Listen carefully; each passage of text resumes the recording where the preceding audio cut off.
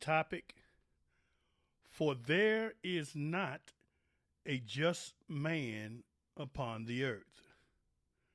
Part 1. The man that sinneth.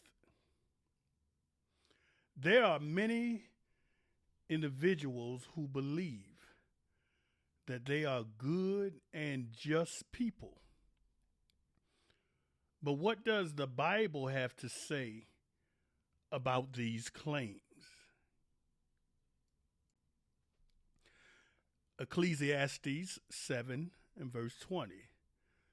For there is not a just man upon the earth that doeth good and sinneth not. Romans 3 verse 10, verse 23a. As it is written, there is none righteous, no, not one. 23. Why? For all have sinned. So when we look at Ecclesiastes and it says, for there is not a just man, that's male and female. For there is not a righteous man, a godly man, an upright man upon the earth that doeth good and sinneth not. For all have sinned. And that's what we have to understand. The Bible is true. So let's look at John 8:34. Jesus answered them, Verily, verily, I say unto you, whosoever committeth sin is the servant of sin. So when we look at sin, it is carnal or fleshly. When we sin, we like to please our flesh. So sin caters to our imaginations and thoughts. And when we heed to our thoughts, now we become disobedient.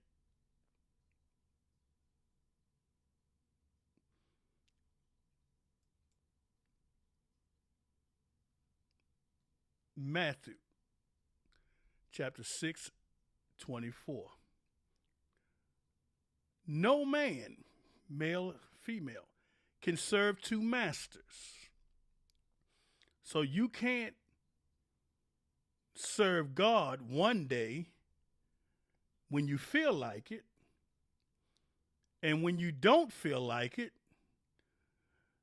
you become contrary to his word. No man, male, female, can serve two masters. For either he will hate the one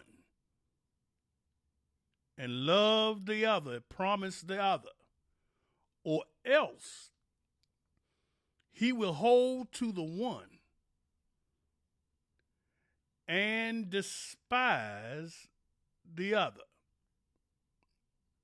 You cannot serve God and mammon. See, the problem that many of us have, we too busy chasing the riches, the wealth, the material things of this world. And because we do that, it pulls us further away from our God.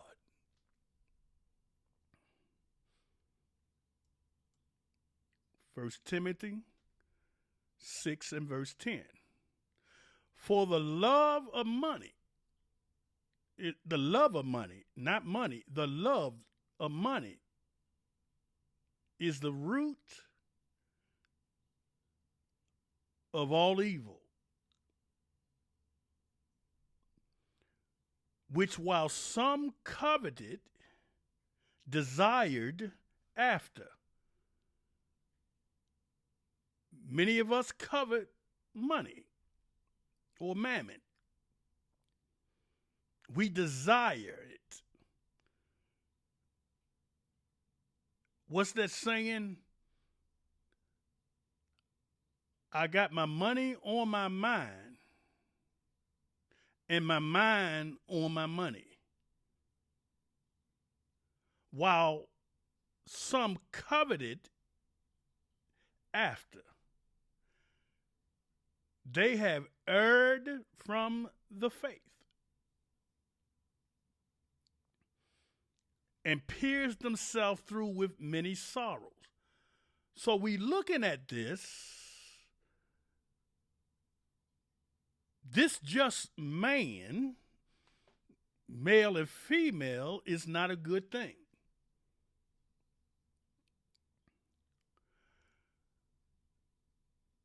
This is the condition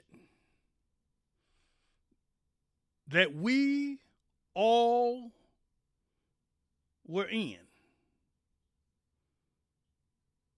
before coming into the knowledge of the truth. So none of us can lift and hold their head high because we were a servant of sin. John 8:34b, whosoever committeth sin. That's us putting our flesh first, the desire to please our flesh first, to live carnally. Whosoever committeth sin is the servant of sin. This is clear.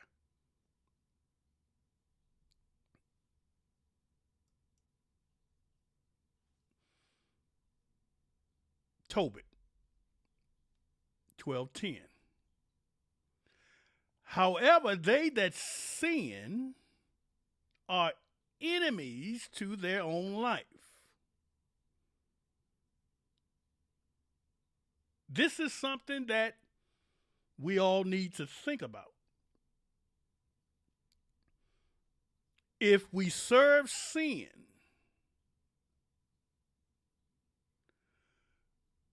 we become an adversary to our own life.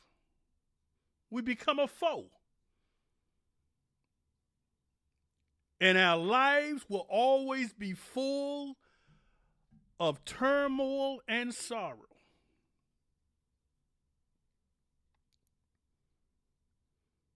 Here's a warning. 2 Ezra 15:24. Woe to them that sin. It's a danger to them that sin. And keep not my commandments, my instructions. Exclamation point. This is a strong statement, says the Spirit of God.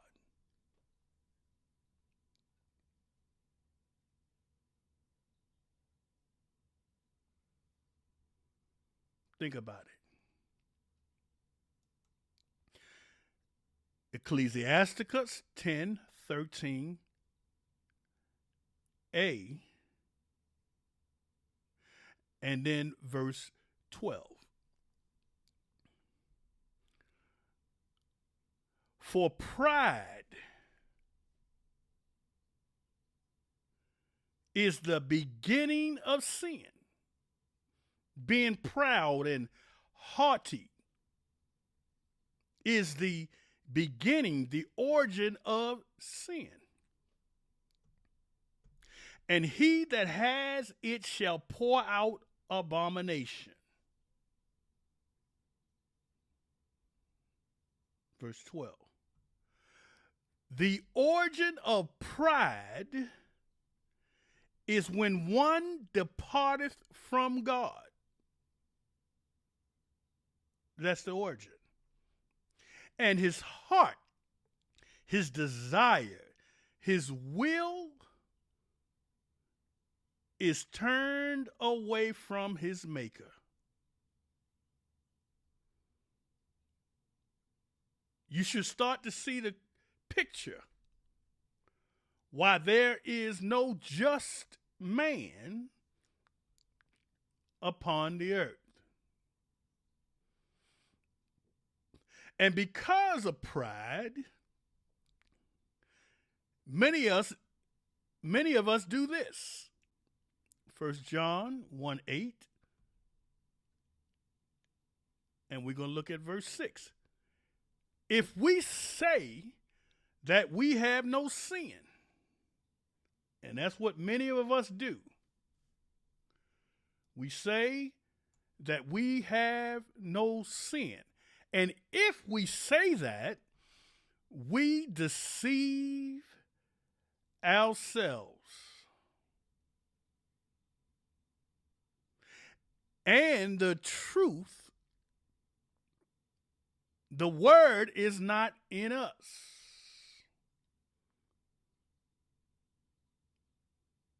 Providing we say that we have fellowship with him and walk in darkness,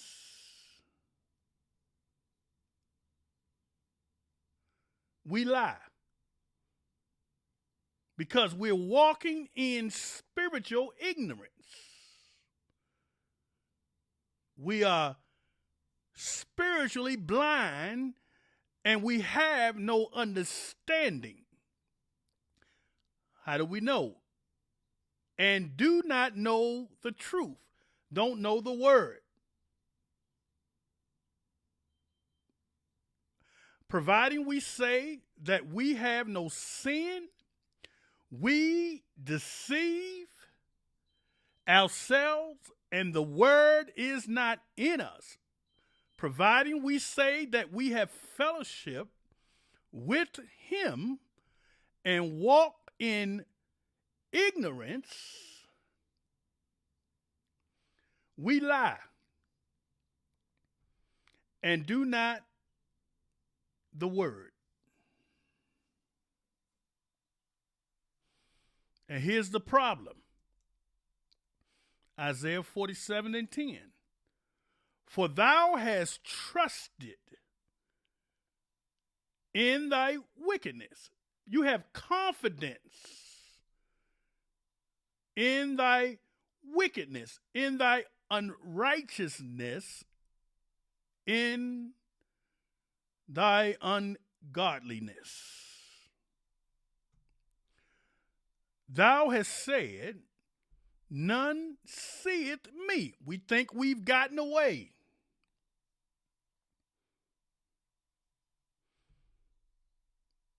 Thy wisdom and thy knowledge, it has perverted thee.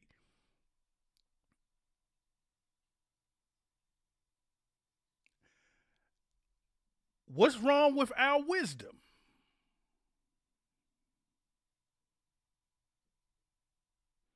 What's wrong with my knowledge?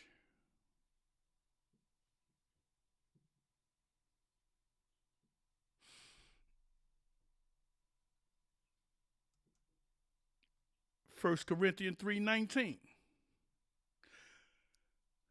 Thy wisdom, for the wisdom of this world. You are full of wisdom of the world, the knowledge of the world. And if so, it has perverted, it has corrupted, and not only that, the wisdom of this world is foolishness, is folly.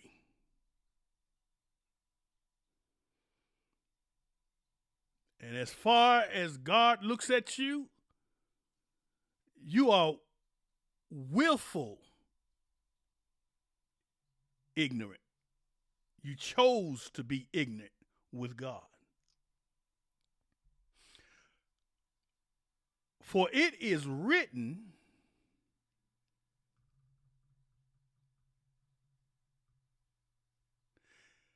He taketh the wise in their own craftiness. 18. Let no man deceive himself. When you depend on your wisdom of this world, you deceive yourself. Let no man, male or female, deceive himself.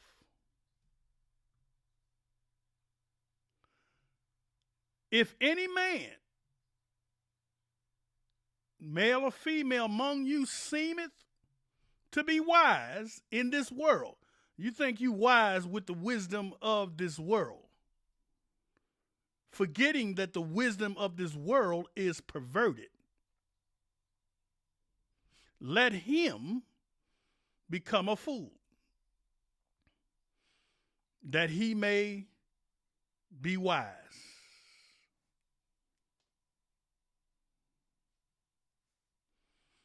Here's another warning. Isaiah 5:21. Woe unto them that are wise in their own understanding,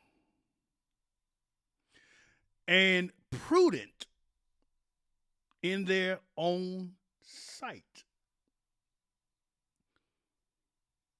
So you wise in your own understanding, including prudent. Almost saying the same thing as part 1 here. And prudent in their own sight, in your own understanding.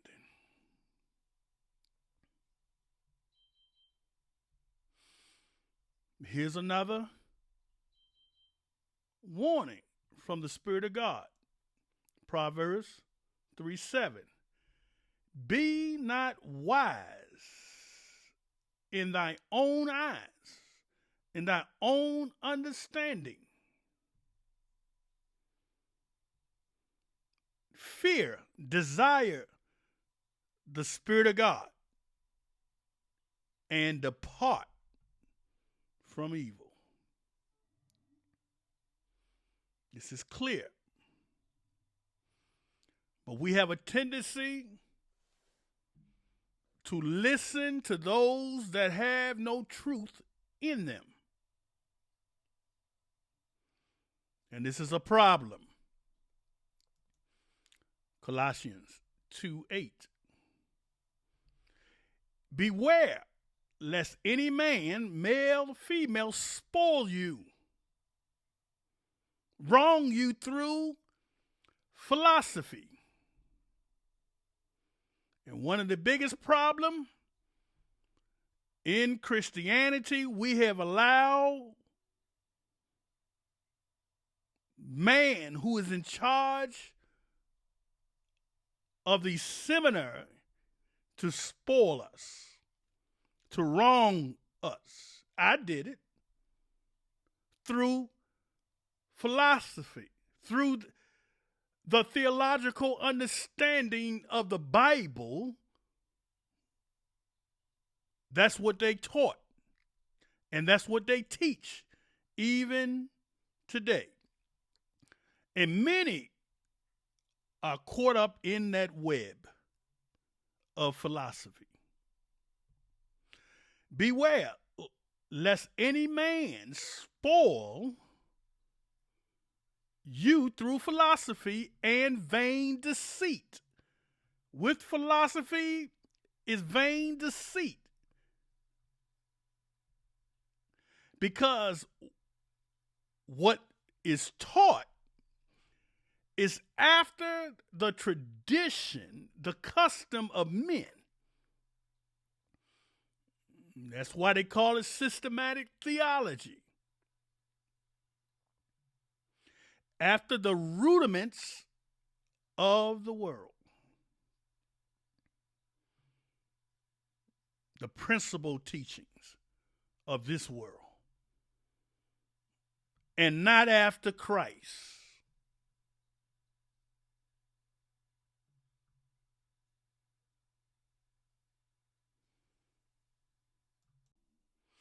Job 5:13. He taketh the wise in their own craftiness, and the counsel of the froward is carried headlong. This is what's going to happen. And it's going to happen quickly. Proverbs 16:25. There is a way, there is a path that seemeth right unto a man, male or female. But, however, the end thereof are the paths of death. And we have to be very, very careful.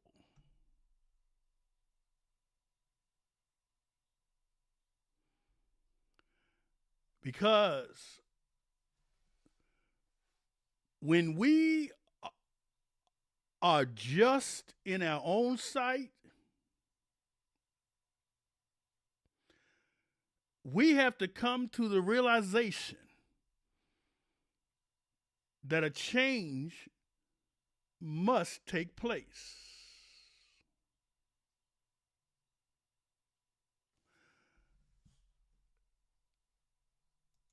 Matthew 6:23. But if thine eye, if your understanding be evil, the whole body shall be full of ignorance. If therefore the light, the illumination that is in thee, be darkness, no understanding, how great is that darkness? That no understanding. You have no understanding of the wisdom of the Lord. And that's a problem. So we want to take a look. 1 Corinthians chapter 1, verse 19. For it is written, I will destroy the wisdom of the wise, and will bring to nothing the understanding of the prudent. Perfectly clear. This is what's going to happen to everyone that's on this side of the plumb line.